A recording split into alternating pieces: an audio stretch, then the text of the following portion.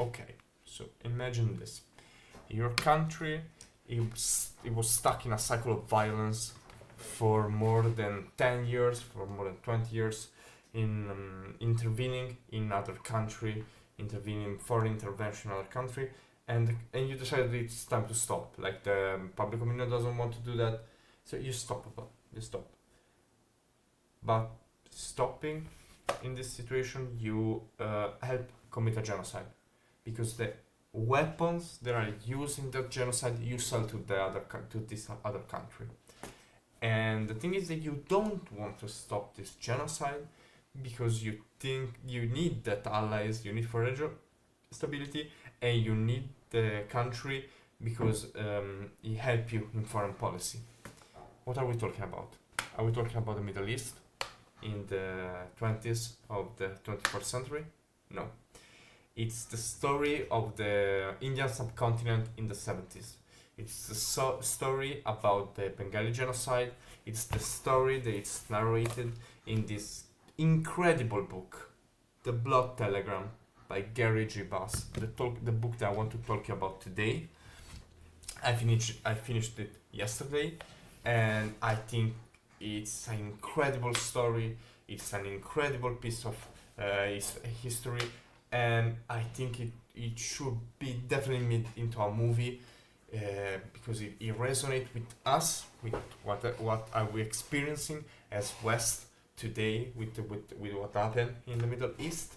It helps us to trace a line between these two extreme, between these two pendulum, the non-intervention, the isolationism of this era and of today, and the other extreme, like the war on terror. It's the degenerate version of the humanitarian intervention of the 90s. Okay, I have my notes on the book, and the first thing that I want to address is the recency bias of this book. It doesn't have recency bias because it was written more than 10 years ago. So even if it's like Mark Box said, history, Croce said, the history is talking about the question that we present today. So yes, this relationship between present and past. It's not a bias in this case because the book was more than 10 years ago. What's the story about? It's the story of how Pakistan was split in two, like when it was born, between East and West Pakistan. Is the story of how the West, that control it politically, doesn't want to give political concession to the East that was more populous, and the crackdown of this of the political resistance in East Pakistan provoked the genocide, provoked more than 10 million people fleeing East Pakistan, Bangladesh, to India, and it provoked the original war of the December of 1971 between India and Pakistan. What's incredible is the fact that the difference between this situation and Gaza is the fact that we have Americans on the ground as ambassador, as a consul on Dhaka, is Archer Blood. That's why it's called Blood Telegram. It was the diplomat that was in the Dhaka mission, and it reports what was happening in Bangladesh. But the Nixon administration stopped it. After a couple of months, they decided to move into another department. Was basically softly fired from the State Department for at least a couple of years because he speak up about this.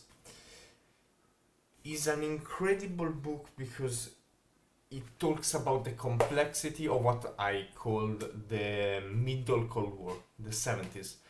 Because what happened in the same exact period in which this tragedy was happening, and the reason why, for example, one of the justification of Nixon and Kissinger about this whole situation, it's the opening to China.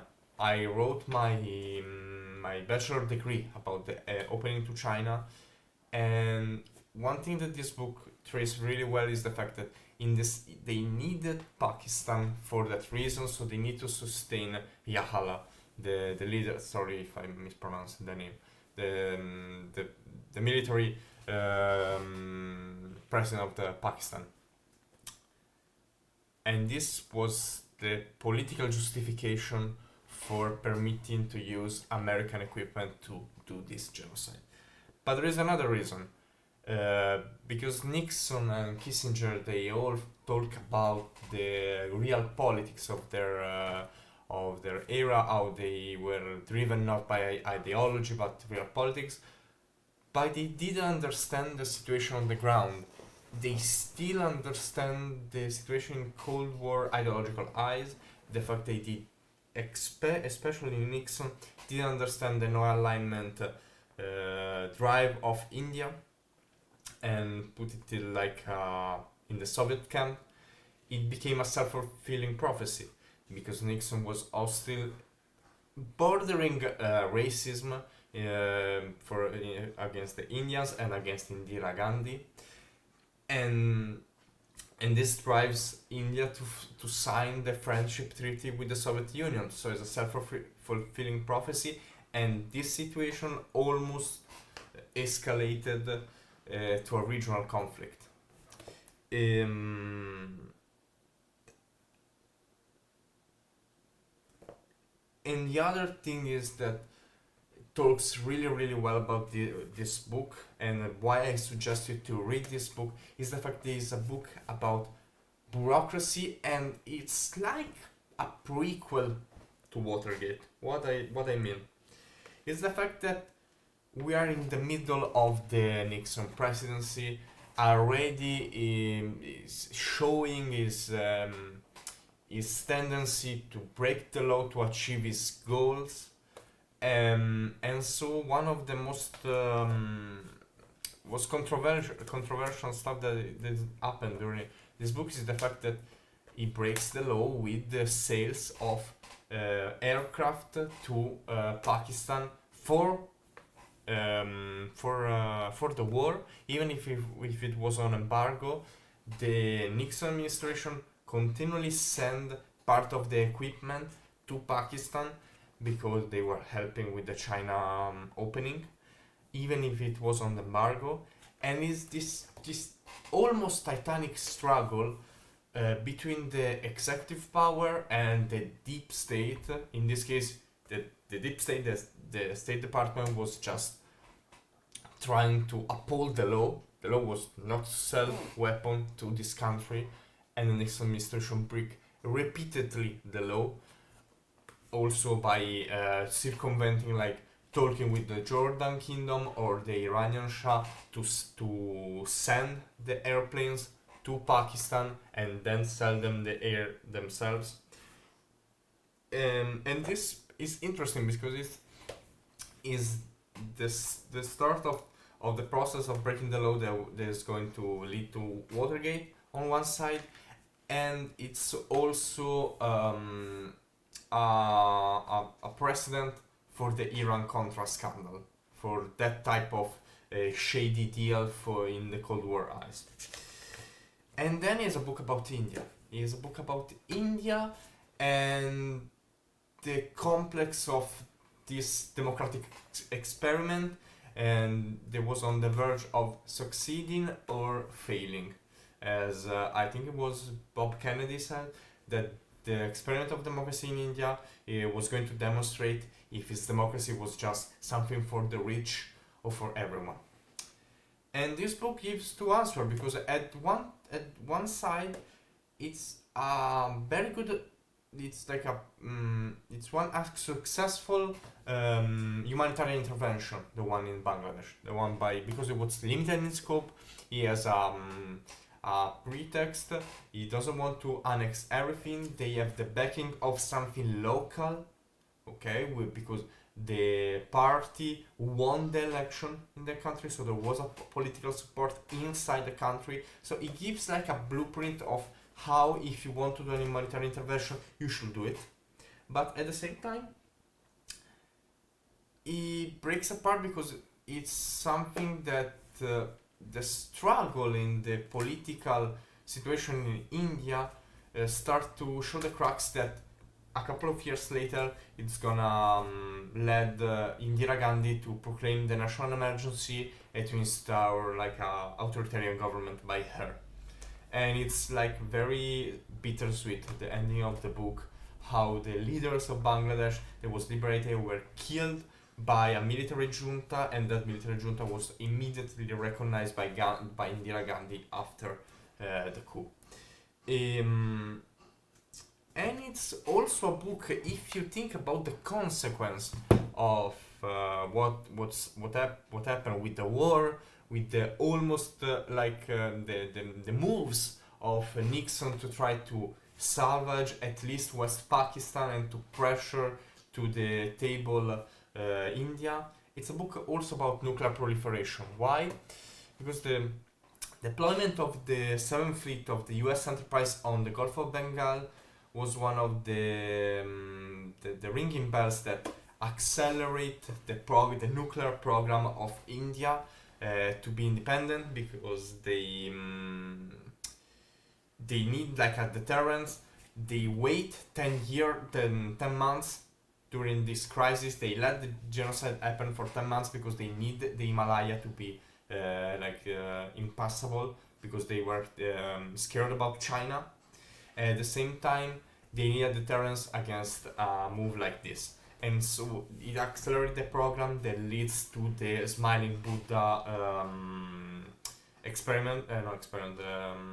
test in 1975, and so the proliferation of nuclear weapon to India, and in response to this of Pakistan. But I think if we can summarize why you should read this book, why this book need to be studied, and why this book need to be a movie, it's a story of a man. It's a story of civil servant, not very politically he was a civil servant, not politically affiliated too much with the Republican or Democrats of the 60s or the 70s. He was just doing his job. He just loved the country in which was stationed and was just trying to do the right thing, and was punished by that because there was a system of international politics much bigger than him. And I think it's such an interesting story. So I highly suggest you to read this book. The Blood Telegram is fantastic. I already read the book after that, the book about the Tokyo Judgment Trial. I think the style of Gary Jaibas is very, very compelling in telling stories about incredible tragedies with such an interesting eyes, to show how this complex system reflects the lives of millions of people, or millions of individuals, because the tragedy of the refugees, the guerrilla fighters, the Pakistani military establishment in East and West Bengal, the political situation in India, the Nixon and Kissinger duo in the States. It's also the political struggle in the States between Nixon and his various democratic challengers for the 1972 election, Mao, and all the situation with China. Incredible book. I highly recommend you to read it. And so let me know what you think when you read it. And I think we're gonna see each other in the next video. I hope you like it, and see you next time.